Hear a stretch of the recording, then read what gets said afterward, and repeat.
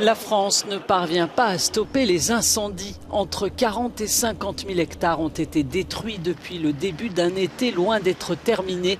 Sécheresse et canicule sont un cocktail meurtrier pour les forêts de Gironde, la région la plus touchée. Il est probable que le feu s'est propagé en souterrain et ensuite repris sur des zones qui étaient des zones encore vertes. Et à ce moment-là, le feu, en raison aussi de la sécheresse de la végétation et du taux d'humidité extrêmement bas, a repris très vite et a réenflammé les pins.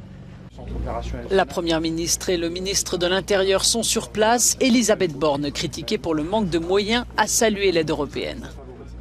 Aujourd'hui, on bénéficie pleinement de la solidarité européenne. Le président de la République est venu ici en juillet, on avait 2 hélicoptères bombardiers d'eau. Nous en avons 9 aujourd'hui, nous serons à 11 en fin de semaine. Donc je peux vous assurer qu'on n'a jamais mobilisé autant de moyens aériens pour lutter contre l'incendie. De nombreux pays européens se mobilisent pour aider la France, encore dévorée par 8 feux importants du nord au sud.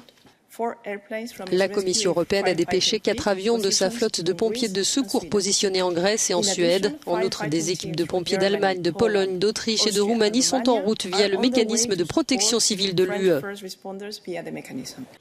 La férocité et l'étendue des incendies de forêt ont forcé l'évacuation de quelques 10 000 personnes dans le sud-ouest de la France, dont 8 000 en Gironde.